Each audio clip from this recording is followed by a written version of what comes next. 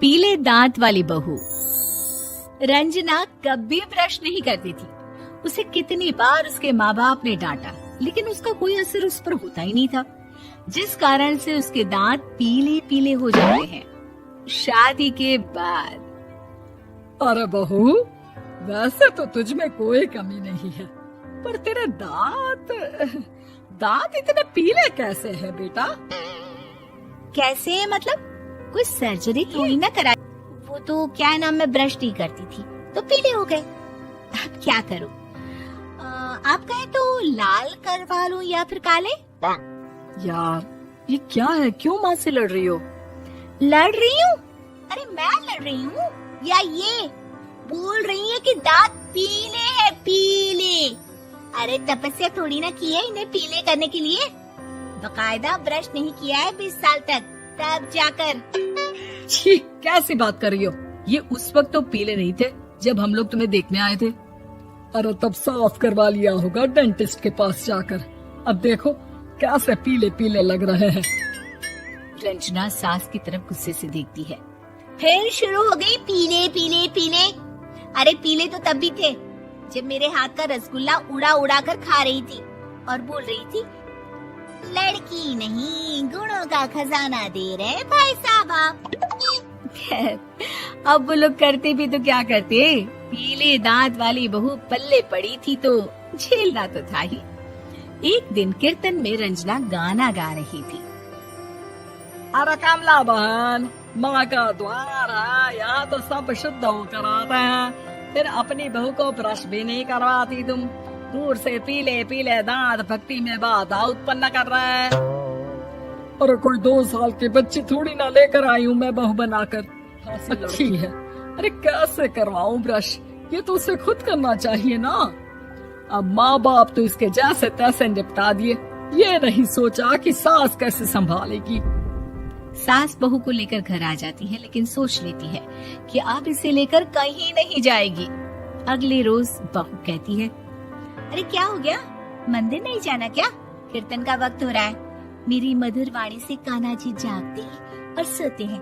आप तो जानती है ना उनकी भक्ति में कितना मन लगता है मेरा। वो क्या है ना, तबीयत ठीक नहीं लग रही है मेरी, आराम करूंगी मैं। तबीयत ठीक नहीं लग रही? अभी तो मिथुन के गाने पर नाच रही थी आप, और अब बोल रही है कि तबीयत ठीक नहीं लग रही। अरे भक्ति में मन लगा लो सासू माँ, ऊपर जाना है, क्या मुंह दिखाओगी आप? हाँ? सास को बहू की बात पर गुस्सा आ जाता है। मैं क्या मुंह दिखाऊंगी, इसकी चिंता तो ना कर, समझी? अपने कर जो ये पीले पीले दांत लेकर हर जगह पहुंच जाती है। पता है लोग कितना मजाक बनाते हैं। ना जी ना, मैं नहीं जाना कहीं तेरे साथ। तो ये बात है, कोई ना, मत जाओ, मैं अपने कमरे में ही बैठकर भक्ति कर लूंगी। ऊपर वाला दांत थोड़ी ना देखता है, मन देखता है, भावना देखता है। और अरे तू सब कुछ दिखा, बस ये सफेद चमकदार दांत ना दिखाना किसी को, है? जा यहाँ से। बहू को सास की बात का कोई फर्क नहीं पड़ता, वो तो जैसी थी वैसी ही रह जाती है। सुबह नहाकर किचन में खाना बनाना, फिर खाना खाना, कीर्तन भजन करना और सो जाना। एक दिन, माँ जी मैं सहेली के घर जा रही हूँ, शाम को लेट आऊंगी। हाँ, तो जाना, मैंने कौन सा तेरी आरती करनी है घर पर बैठकर। रंजना सहेली के घर जाती है, जहाँ वो पार्टी में जाने की तैयारी कर रही होती है। अरे शिखा, कहाँ जाने की तैयारी कर रही है? मैं गलत वक्त पर आ गई क्या?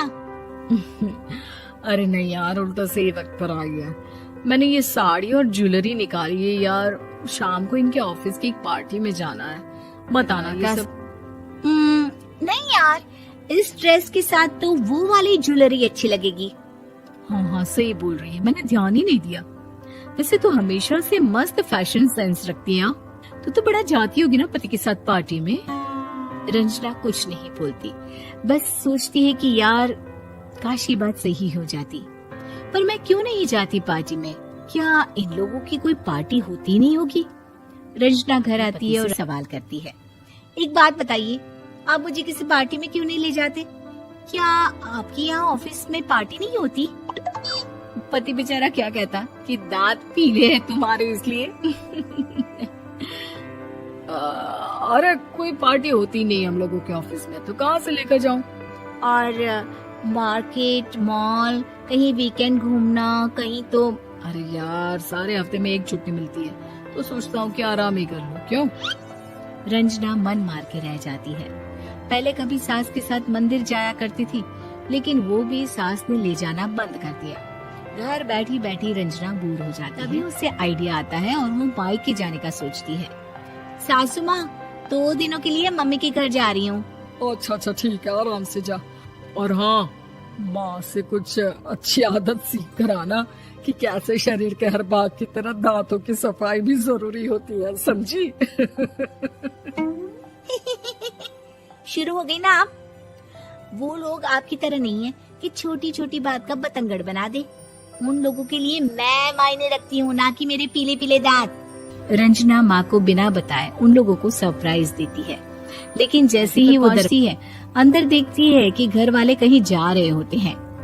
अब माँ, काश रंजना दीदी के दांतों वाली प्रॉब्लम नहीं होती, तो वो भी हम लोगों के साथ चलती ना बुआ जी की बेटी की शादी में। हाँ बेटा, लेकिन अब उसे कौन समझाए कि उसको उसके पीले दांत नहीं दिखते, लेकिन उसके आसपास के लोगों को कितना एम्बैरेसिंग फील कराते हैं। मुझे तो कितनी बार उसकी ने शिकायत की कि उसके साथ कोई लड़की बैठना भी नहीं चाहती, और ना ही कॉलेज में कोई उससे बात करना चाहता था। लेकिन पता नहीं क्यों उसे ये बात समझ में ही नहीं आती। कोई कमी नहीं है उस लड़की में, बस यही कि दांत पीले हैं। वो तो भला हो जीजा जी और उनकी माँ का, जो दीदी को जैसी है वैसे ही रखा हुआ है। रंजना को अपने घर वालों की बात सुनकर बहुत दुख होता है। वो सोचती है कि वो क्या करे, लेकिन फिर वो सीधा डेंटिस्ट के पास जाती है, अपने दांत चमकाती है, खाती है कि वो रोज ब्रश करेगी। अरे क्या हो गया? तुम तो 2 दिनों के लिए गई थी ना। पर कोई ना, अच्छा है, चलो आ गई तुम। रंजना सास के सामने आकर खड़ी हो जाती है और पूरी स्माइल करती है, उसके चमकदार दांतों को दिखाती हुई। चले मंदिर। माँ मुझे माफ कर, मैंने आप लोगों को बहुत एम्बैरेसिंग फील करवाया। मैं आज से रोज ब्रश करूंगी।